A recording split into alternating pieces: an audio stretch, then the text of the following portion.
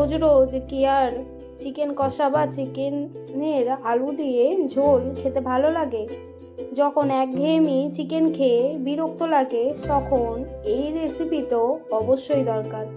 একদম কম মশলায় খুব টেস্টি একটা রেসিপি, আর বানাতেও খুব সোজা। তাহলে আজকে বানাই, চলুন চিকেন পাটিয়ালা। এটা খুব কম সময়ে হয়েও যায়। চলুন দেখি কিভাবে বানিয়েছিলাম। প্রথমেই আমি এখানে নিয়ে নিয়েছি 400 গ্রাম চিকেন। তারপর এখানে দিয়ে দিয়েছি নুন স্বাদ মতো, গোলমরিচের গুঁড়ো হাফ চা চামচ, এবং নিয়েছি 2 টেবিল চামচ টক দই, এবং নিয়েছি 2 চা চামচ আদা রসুন বাটা দিয়ে ভালো করে চিকেনের সাথে ম্যারিনেট করে আমি রেখে দেব আধা ঘন্টা।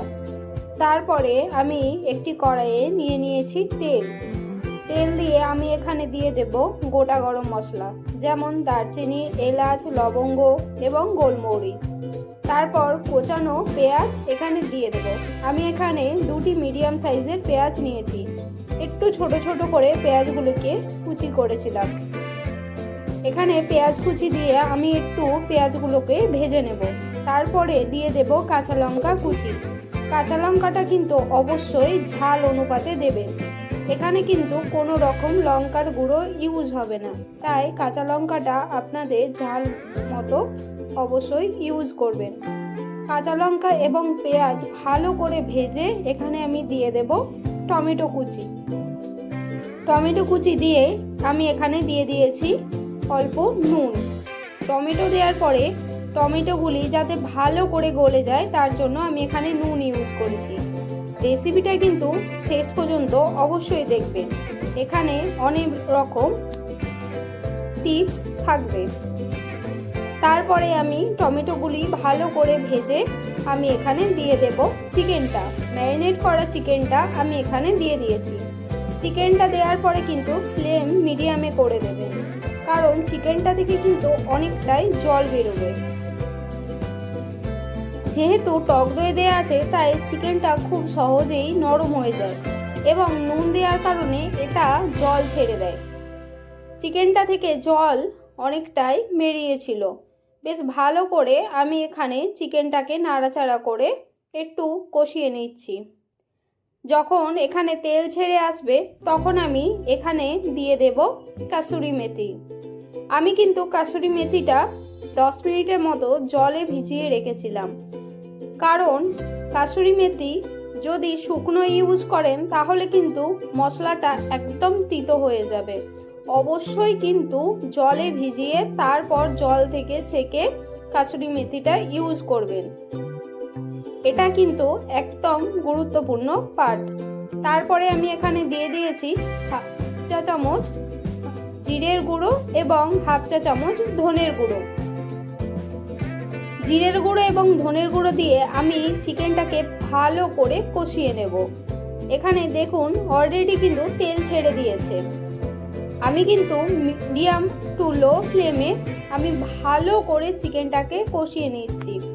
এই সময় কিন্তু ফ্লেমটা একদম লো রাখবেন, নইলে কিন্তু মশলা পুড়ে যাবে আর চিকেন ভালো করে কষানো হবে না।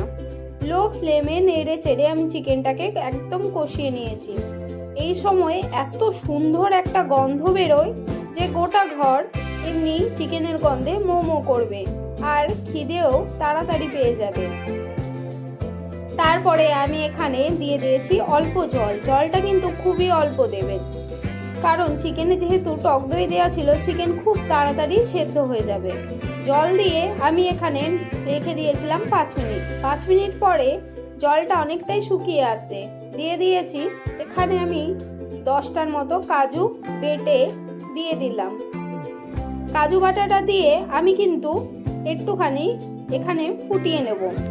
তার পাশেই আমি একটা প্যানে নিয়ে নিয়েছি তেল, এবং দিয়ে দিয়েছি একটা শুকনো লঙ্কা এবং মৌরি ফোড়নে। তারপর এখানে আমি ক্যাপসিকাম এবং পেঁয়াজ কুচি দিয়ে দেব। এইভাবে চৌকো চৌকো করে কেটে রেখেছিলাম। অল্প নুন ছড়িয়ে আমি এখানে ক্যাপসিকাম আর পেঁয়াজগুলি একটু সটে করে নেব, যাতে নরম না হয়ে যায় সেদিকে কিন্তু খেয়াল রাখবেন। জাস্ট একটু ভাজা ভাজা করে আমি চিকেনের সঙ্গে দিয়ে দিয়ে দেব। দেখুন ক্যাপসিকাম এবং পেঁয়াজগুলি আমার এখানে ভাজা হয়ে গেছে, ক্রাঞ্চিনেসও আছে আর ভাজাও হয়ে গেছে। আমি চিকেনের ওপর দিয়ে দেব। এটা কিন্তু অবশ্যই সটে করে দেবেন, এর টেস্টটা দ্বিগুণ হয়ে যায়। তারপর চিকেনের সাথে মিশিয়ে আমি একটুখানি ফুটিয়েই নামিয়ে নেব। এখানে কিন্তু আমার চিকেন একদম রেডি হয়ে গেছে। এরপর নামিয়ে নেব। এটা দেখতে যতটা না লোভনীয় হয়েছিল, খেতে তার থেকেও বেশি সুন্দর হয়েছিল। রুটি, ভাত, পরোটা সবের সাথেই খেতে দারুণ লাগে। অবশ্যই বাড়িতে একবার বানাবেন আর কমেন্ট করে জানাবেন কেমন হয়েছিল এই চিকেন পাটিয়ালা। এই রবিবার বাড়িতে অবশ্যই ট্রাই করবেন আর আমাকে জানাবেন।